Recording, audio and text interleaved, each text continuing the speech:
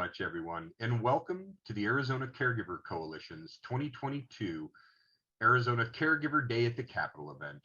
We're so grateful to have you all joining us for this wonderful event to celebrate the power that family caregivers have and the role that they serve within our communities at large, which that role tends to be growing larger and larger each and every year. Today's event is going to be focusing on some very important concerns and issues related to family caregiving, specifically barriers to accessing respite and services. But before we get into the crux of today's agenda, let's first take a look at what is the Arizona Caregiver Coalition. The Arizona Caregiver Coalition is a community-based 501c3 nonprofit tax-exempt corporation. It was founded to support and advocate for family caregivers in Arizona. We partner with the Arizona Department of Economic Security and area agencies on aging and other community-based organizations to help identify and meet the needs of family caregivers in the state of Arizona.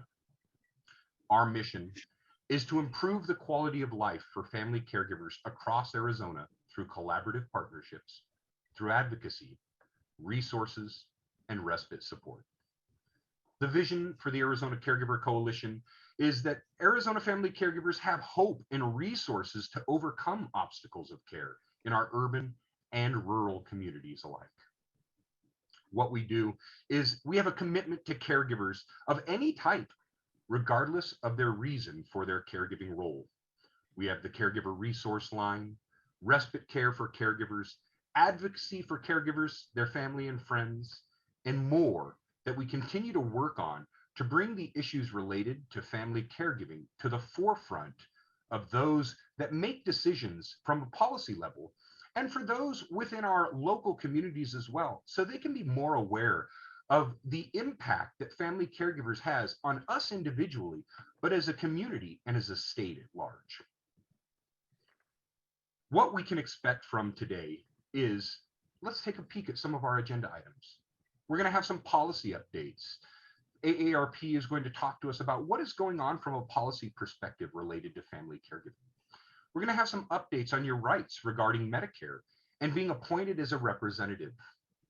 We're also going to do the annual David Best Award, which is a fantastic opportunity to celebrate those within our communities that are doing the yeoman's work of family caregivers and get an opportunity to recognize at least one or two organizations or communities every year to say thank you for the amazing work that you do helping family caregivers in our state. And finally, where the rubber meets the road, what programs are out there and available to you? Because as family caregivers, we know it doesn't always help us just the simple fact that programs are out there.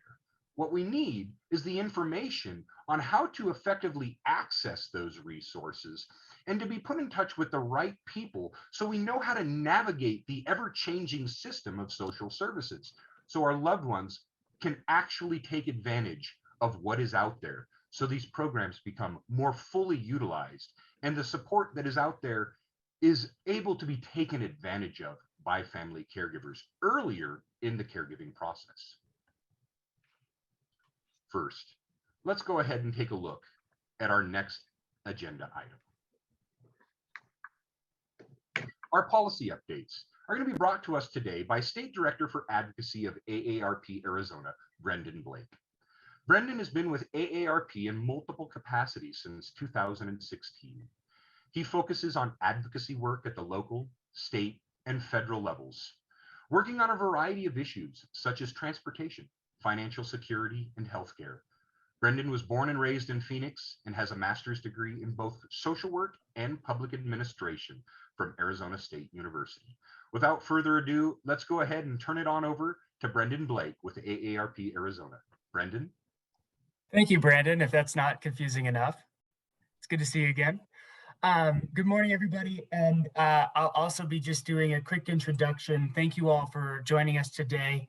As Brandon mentioned, my name is Brendan Blake and I work for AARP Arizona. I just want to wish you all good morning and welcome to the family caregivers, advocates, and anyone else who works in this space. I just want to say that your work is incredibly important and incredibly valued, and you are all appreciated for your work. I've seen this up close with my mom. She had been caring for her now late husband for the last few years, and I can appreciate the work that you all do as family caregivers tremendously. So I'll also say that we have resource guides as well as some books as well available to help you prepare to care for a loved one. And at some point, we'll get back to doing in-person events to support family caregivers as well. AARP is proud to once again sponsor this event. And since I've started at AARP, we have been focused on ways in which we can support family caregivers and the systems around them. We've worked to pass the CARE Act regulation as well as the Family Caregiver Grant Program, and all with the aim of helping Arizona family caregivers. So thank you.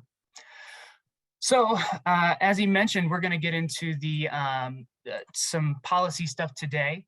We'll go ahead and talk a little bit about some of the priorities that we've been focused on. Some of them are long-term care related, and some of them are not. We'll just go over a few of them. Then we'll talk a little bit about the status of the legislature and where we're at with some of the new faces, and also talk a little bit about the legislative process and how you can provide some input and where you can find your legislators to talk to them. So next slide, please. What we work on. Next slide, please. So our process for each year is that in preparation for the legislative session, we try to establish a list of our priorities, things that we think are important to our members or to the community at large. We will then inform our volunteers, our e-activists who have opted into receiving messages from us, as well as our members and the legislators on those priorities. So some of you may be members of AARP and may have received a mailing from us this year that laid out some of our priorities before the legislative.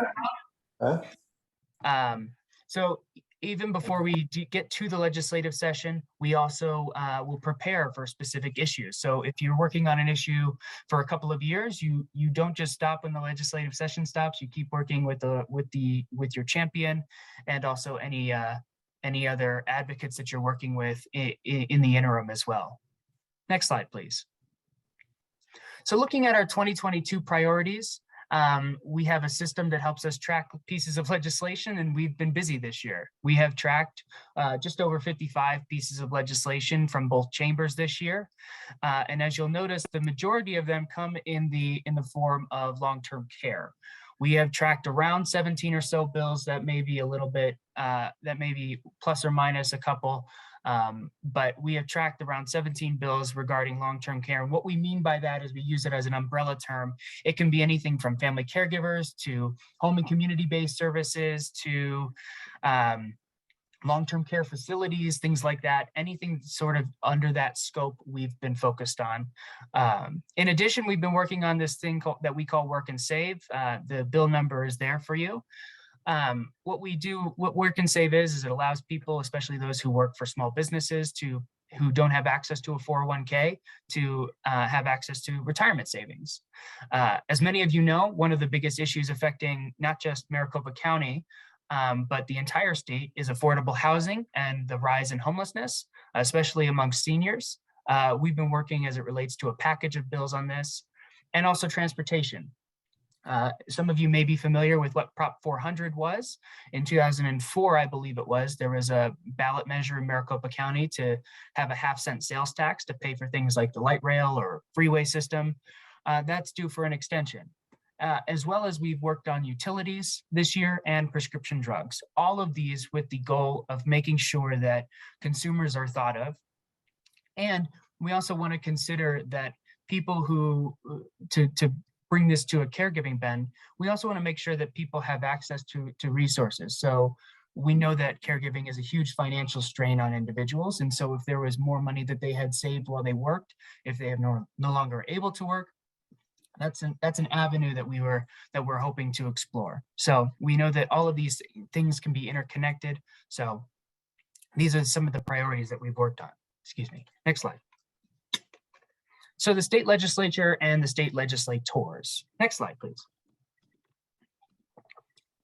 So at the state legislature, there are deadlines that need to be met in order for the session to keep moving. Otherwise, we would just continue to introduce bills in perpetuity and we'd never stop.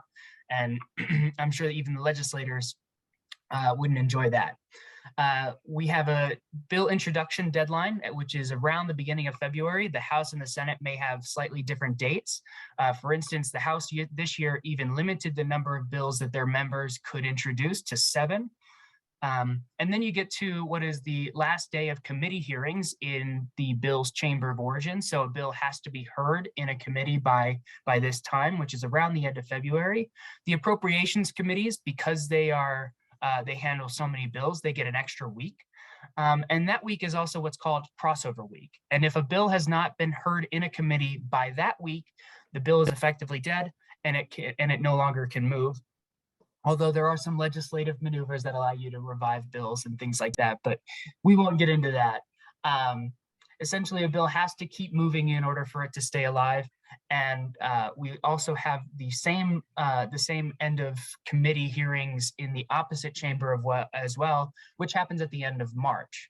So by the time that we get to April, pretty much every single bill that needs to get heard has been heard and has either been moved to the governor's desk or is being discussed in what is called the budget negotiation process.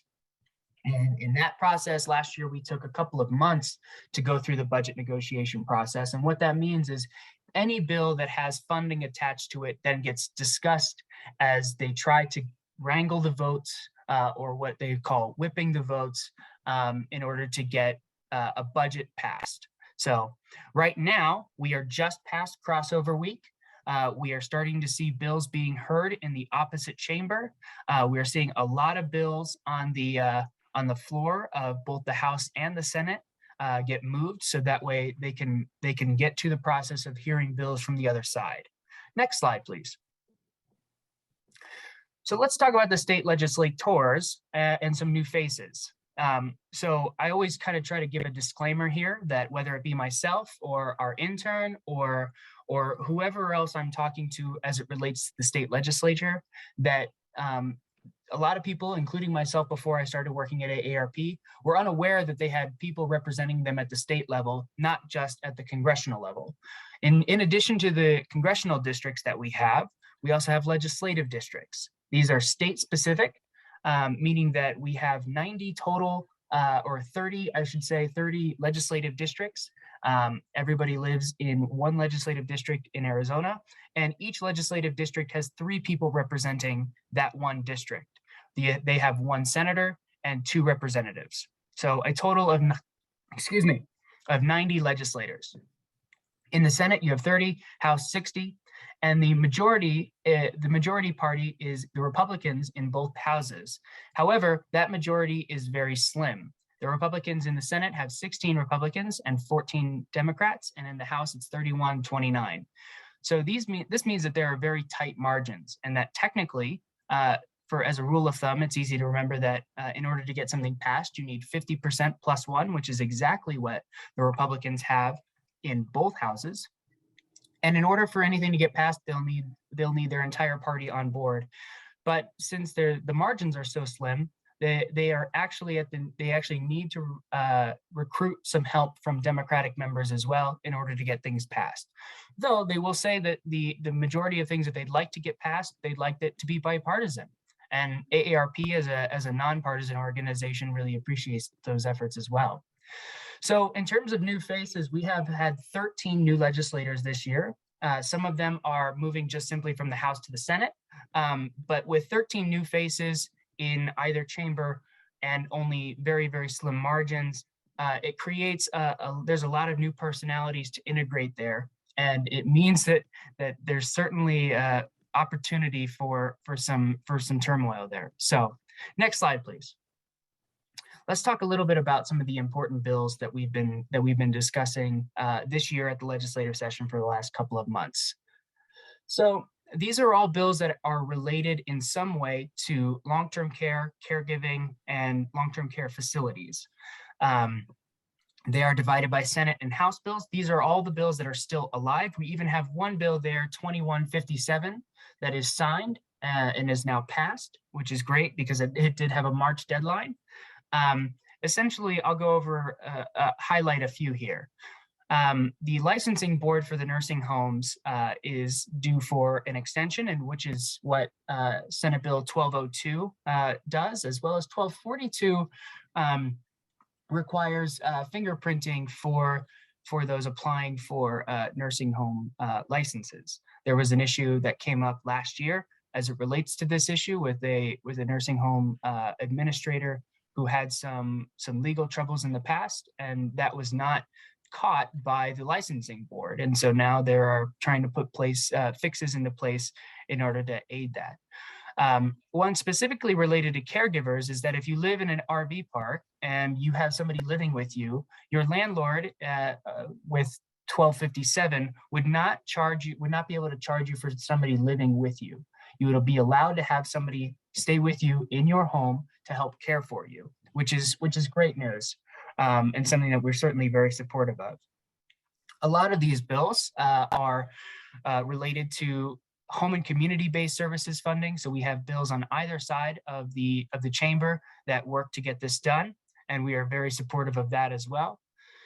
And as I mentioned, House Bill 2157, essentially this is more home and community-based services, but not from the state fund. Rather, they come from the American Rescue Plan Act, or AARP, and it allows for home and community-based services funding to be drawn down from those dollars.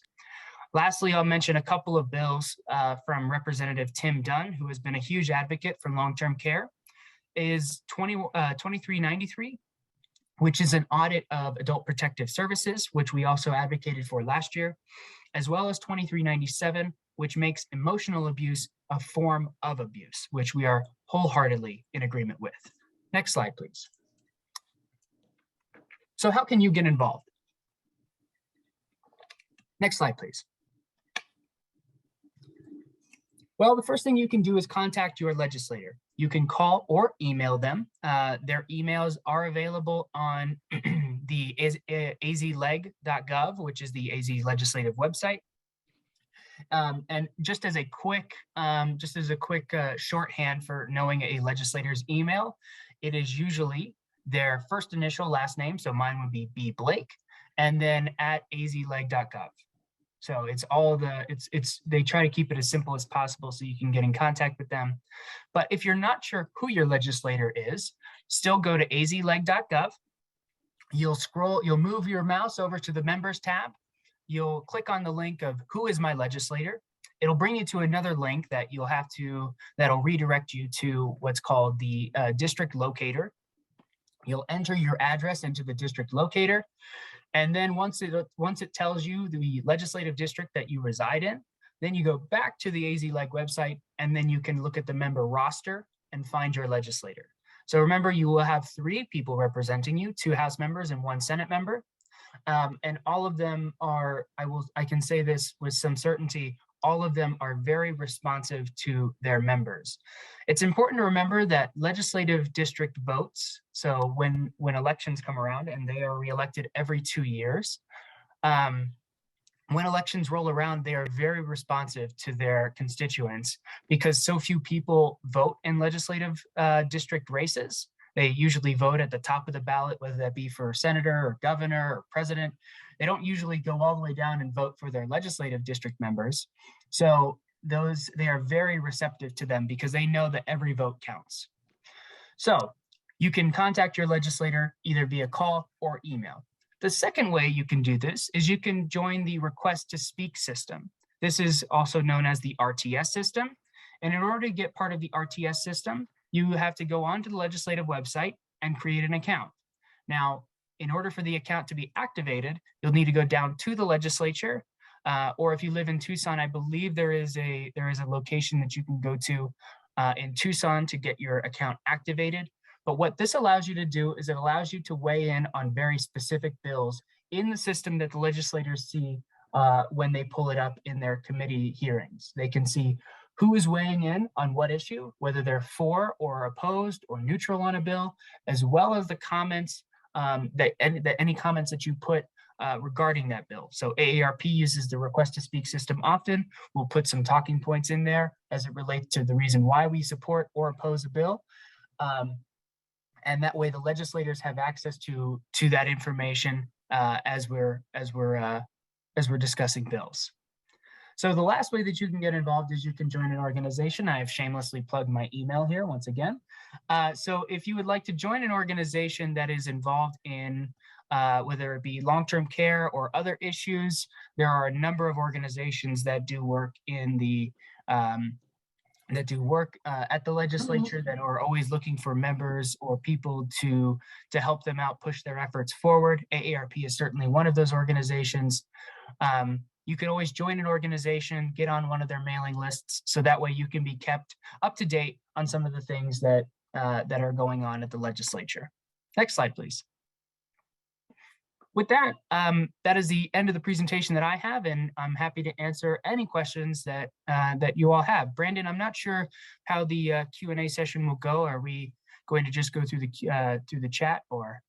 So if we have any questions from any of the attendees for Brendan, this would be a wonderful opportunity to go ahead and enter that question into the chat box. And just as an FYI, if your contact information has been entered in the chat box, that information we will share with attendees if they would like that information. So if you would like to share your contact information with any of the participants in today's event, go ahead and enter your contact information in the chat box, as well as any questions you may have for any of the presenters during today's event. Brandon, this is Daryl. Yes. Not seeing any questions in the chat box at this time. Okay, thank you, Daryl. I do have a question for you, Brendan.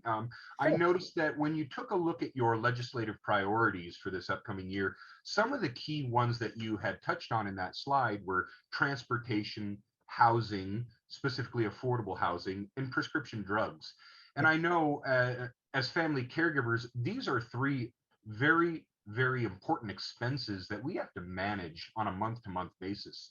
In dealing with the current economic environment of historic inflation and many family caregivers and their care recipients being on such limited and fixed incomes, what is being talked about on the legislative level to help try to account for this unexpected loss in buying power that family caregivers and their care recipients have experienced just through the inflation that has taken place over the last couple of years? Yeah, of course. So I'll speak specifically about probably maybe the most pervasive of those issues in Arizona, which I believe to be housing and the lack of affordable housing. Housing usually accounts for the majority of people's income as it relates to what they spend on.